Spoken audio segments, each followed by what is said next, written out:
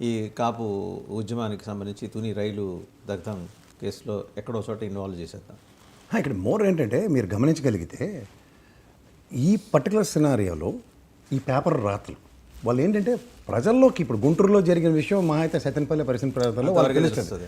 కానీ రాష్ట్రం అంతా తెలిసి మాధ్యమమే కదా సార్. వాళ్ళు ఎంత బిల్డప్ ఇస్తున్నారు అది కలెక్టర్ ఆఫీస్లో. బేసిక్ అవగాహన మీకు నాకు ఉన్న దాంట్లో ఏం చెప్తాం మనం, అరే కలెక్టర్ గారికి వినతి పత్రం ఇచ్చినప్పుడు రెండో పదండాలుగా వెళ్తారా, మాక్సిమం 2 నుంచి 5 లోపల వెళ్తారు అంతే కదా, మాక్సిమం 5. సో దీన్ని ఎలా పోర్ట్రేట్ చేయగలుగుతారు అంటే చూడండి, ఒక గేట్ వరకు వస్తారు జనాలు, సహజం అది. ఎందుకు రారు, వస్తారు అక్కడ వరకు ర్యాలీగా వస్తారు. ఇప్పుడు ఎవరైనా అందరూ ఎందుకు వెళ్ళిపోతారు, మనం పోలీస్ స్టేషన్ నుంచి కూడా ఇద్దరు లాగిన బయటికి చూడలేదు మనం. సో ఇవన్నీ మనకి ఏంటంటే సార్ ప్రజల్ని ఎలా మిస్లీడ్ చేస్తున్నారో మాధ్యమాలు తుడుగా తెలుసుకోమని ఫస్ట్. రెండోది ఆయన ఇంటి దగ్గర మంది మార్బలం లేనప్పుడు 5 పట్టుకుని వచ్చే దగ్గర కూడా మాట్లాడే దగ్గర కలెక్టర్ ఆఫీస్ ఇంటర్లింక్ చేయడం ఎంతవరకు సమంజసం. మీరు అన్నట్టు కాపు ఉద్యమ నాయకులు అంటే ఆ రోజు వేదిక మీద ఉన్న వాళ్ళు వీళ్ళు కూడా ఉన్నారు. ఇప్పుడు వీళ్ళందరినీ ఏదో విధంగా డాట్స్ కనెక్ట్ చేయడానికి నేను మీరు ఇంకోటి గమనించండి సార్, మనం ఇద్దరం 2 రోజులు 3 రోజులు బట్టి గొంతుకు ఇచ్చుకుంటాం పొద్దున్న. ఆ జీవో ఏదైతే రాటిఫై అయిందో ఆ జీవో రాటిఫై అయిన దాన్ని చర్చ ఎందుకు పెట్టట్లేదు సార్? అంటే అడుస్తూ తొక్కనేలా కాలు కడగనేలా అన్న దగ్గర కాలు కడిగేసుకున్నాం కాబట్టి అంతా అయిపోయిందంటే, అంటే తగిలించి తమాషా చూద్దామని చూస్తున్నారు. ఆ తమాషా ఎంతవరకు జస్టిఫై అవుతుంది అంటే మీరు జాగ్రత్తగా గమనిస్తే there are been demands. Godavari పుష్కరాల్లో 23 మంది చనిపోయిన దాని మీద సోమయాజుల కమిషన్ వేశారు. అవును, ఆ కమిషన్ రిపోర్ట్ బయట పెట్టమంటున్నారు వాళ్ళు. అది తెలుగుదేశం గవర్నమెంట్ చేయలేదు అప్పట్లో, అప్పట్లో ఎన్డీఏ గవర్నమెంట్. తర్వాత వచ్చిన జగన్మోహన్ రెడ్డి గారికి గవర్నమెంట్కి అంతటి సీరియస్ విషయాల మీద అవగాహన ఉండదు. మళ్ళీ వీళ్ళు వచ్చారు, దాని మీద వీళ్ళు మాట్లాడలేదు. ఇంకా చాలా అడుగుతున్నారు, చాలా కేసులు తీయండి అని. బెల్లంకొండ సురేష్ కేసు తీయమంటున్నారు. ఒకటేంటి ఒక 10-15 కేసులు ఎక్కడ దాకా వెళ్ళారంటే వంగవీటి రంగా గారి హత్య కేసుతో సహా మొత్తం తిరగదోడమంటున్నారు. వంగవీటి రంగా గారి హత్య కేసు తిరగదోడితే చాలా సగం సాధ్యమేనా? అది 30 ఏళ్ళ క్రితం మాట. అది హరిరామ్ జోగి గారు ఉన్నారు, ఆయన పట్టుకుని డైరెక్ట్గా మాట్లాడిస్తే అసలు విషయాలు బయటకు వస్తాయి. ఇంకా మాటకు వస్తాయి చెప్పండి. Voice modulation how you use to give before becoming the home minister అన్నది అది అథెంటికేటెడ్ స్టేట్మెంట్స్ అవి. అవునా, ఆయన హోమ్ మినిస్టర్గా కూడా చేశారు కదా, ఆ తర్వాత హోమ్ మినిస్టర్ చేశారు ఆయన. సో ఇవన్నీ మీరు పరిణామాలు ఒకదాని తర్వాత సంతరించుకున్న వాటిల్లోనూ మనం సార్ ఒకటి మనం ఒకరికి ఇది చేస్తే యుద్ధానికి నువ్వు పిలుపునిచ్చినప్పుడు అవతడేమి గాంధీ మహాత్మంలో అన్ని కొట్టి వెళ్ళిపోండి ఎందుకు తోకముడిచినట్టు ప్రభుత్వం? ఇప్పుడు ప్రభుత్వం వాదన ఏంటి, అసలు వాస్తవాలు బయటకు రావాలి, అనవసరంగా కొంతమంది కాపు నాయకులను అందులో ఇరికించారు, అసలు నిందితులు ఎవరు రావాలి, అదేదో నేరుగా జగన్మోహన్ రెడ్డి అని పెట్టేయచ్చు కదా. ఎందుకు సార్? మొదటిది ముద్రగడ పద్మనాభం గారే, రెండోది దొరబాబే.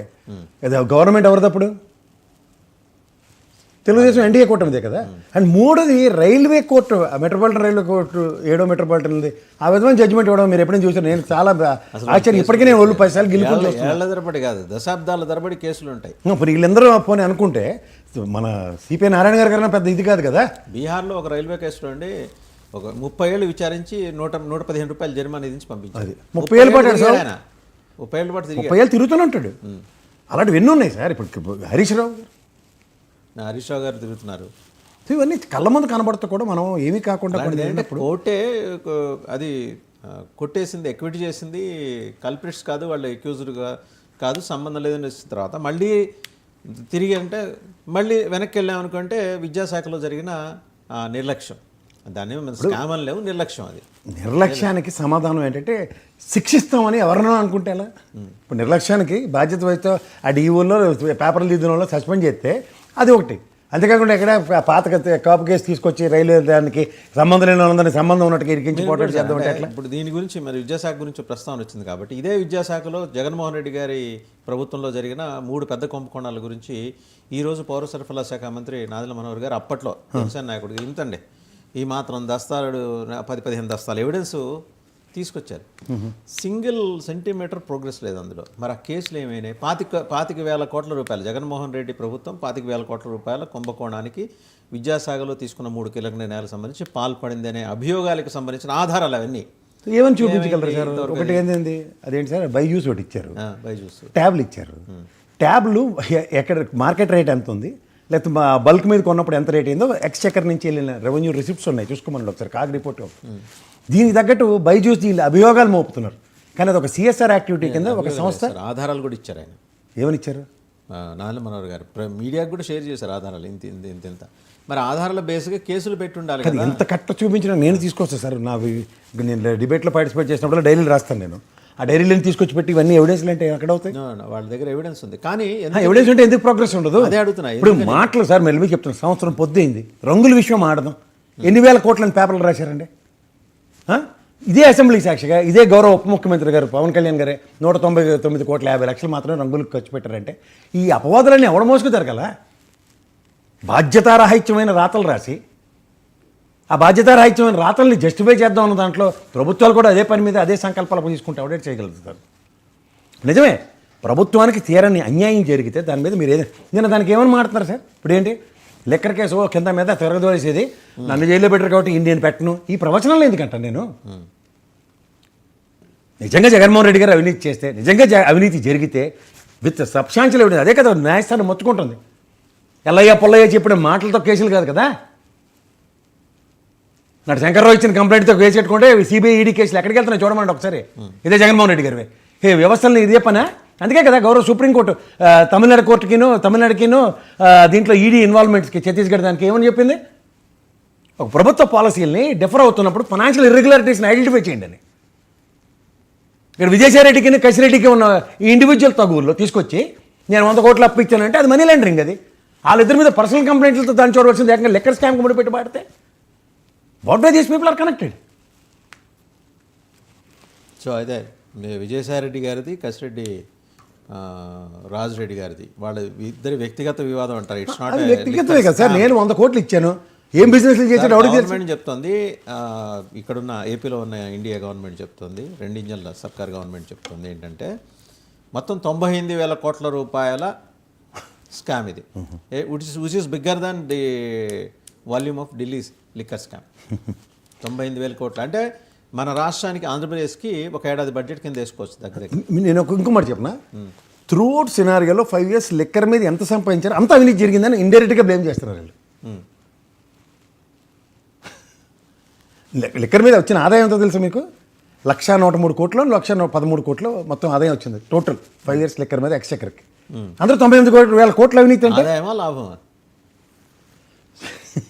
ఎందుకంటే ఆదాయం ఎప్పుడు ఎందుకంటే మనకి 19% నాకు తెలిసి 10 ఏళ్ళ నాడు కూడా మన ఎంటైర్ బడ్జెట్ రెవెన్యూస్ లెక్క చేస్తే 19% లిక్కర్ మీద వచ్చేది మనకి ఆంధ్రప్రదేశ్కి అప్పట్లో. సరే సార్, ఇప్పుడు అదే పరిస్థితి 19% మీరు ఈక్వల్ అంటూ నేను చెప్పిన 1,13,000 కోట్లు అనుకున్నాం.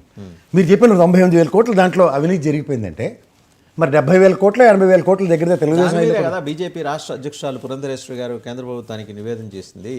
ఏమని? రాష్ట్ర ఖజానాకు వచ్చింది అంతా ఇంటికి పట్టుకెళ్ళిపోయారని చెప్పింది ఆవిడ. 98,000 కోట్ల నేను అంటుంది అదే సార్. అంతానే మాట. ఇప్పుడు పక్క ఇదే అనితమ్మ గారు ఇవాళ మా హోంమంత్రి గారు ఆవిడ గర్వంగా చెప్తుంది, మీ నాన్నలు అందరూ ఇంట్లో మందు తాగబట్టే కదరా ఆదాయం వస్తేనే అమ్మ ఒడి మిగిలిన పథకాలు ఇచ్చారని. మరి రెండిట్లో ఏది దేన్ని జస్టిఫై చేయాలో సార్ చెప్పమనండి. దీనికి ఎక్కడ లాజికల్ ఎండ్ ఉండాలి? ఉండదండి. Endless nonsense logical end sir. A cut and riser for endless nonsense అంటే ఇలాగే ఉంటుంది. This will not be an end. తర్వాత ఇంకా మన ఢిల్లీ డెవలప్మెంట్స్ కనుక చూస్తే లోకేష్ గారికి ప్రధానమంత్రి నరేంద్ర మోడీ గారు పూర్తి స్థాయిలో సపోర్ట్ చేసి భవిష్యత్తు ముఖ్యమంత్రి లోకేష్ అని చెప్పి ఆశీర్వదించారని చెప్పి ఢిల్లీ మీడియా మెన్షన్ చేస్తుంది. అందరూ రాశారండి, not only English, Hindi media కూడా. సో లోకేష్ గారి popularity it has gone like anything అంటే అంత స్థాయికి వెళ్ళింది.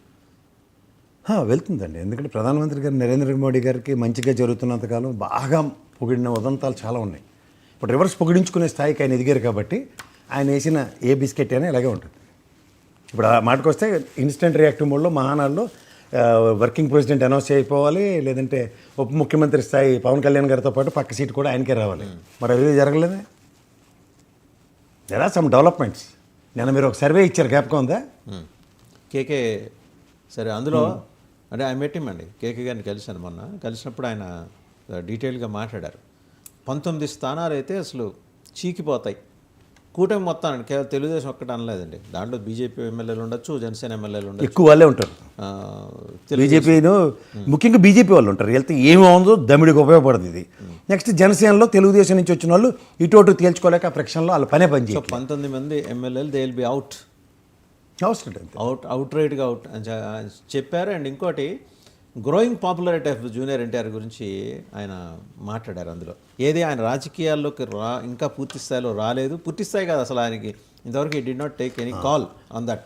నేను ఇది ఎందుకు మిమ్మల్ని అడిగానంటే 7% ఆయన రాజకీయాలతో ప్రస్తుతం సంబంధం లేకపోయినా కూటమి ముఖ్యమంత్రి అభ్యర్థిగా 7% తోటి ఎన్టీఆర్ థర్డ్ ప్లేస్లో ఉన్నారు. మొదటి ప్లేస్ పవన్ కళ్యాణ్ గారిదే 39%, లోకేష్ గారు 33% తోటి ఉన్నారు, 7%. అండ్ ఇంకోటి డిఫరెంట్ ఏజ్ గ్రూప్స్ గురించి కూడా మాట్లాడుతూ 18 to 25, 26 to 40, 41 to 60లో ఆల్మోస్ట్ 11% అండ్ ఆడ్ మళ్ళీ ఎన్టీఆర్కే ఇచ్చారు. మీరు 11+7 కలపండి ఫస్ట్, 18 కదా. మీకు ఇంకొక ఈక్వేషన్ చెప్తా.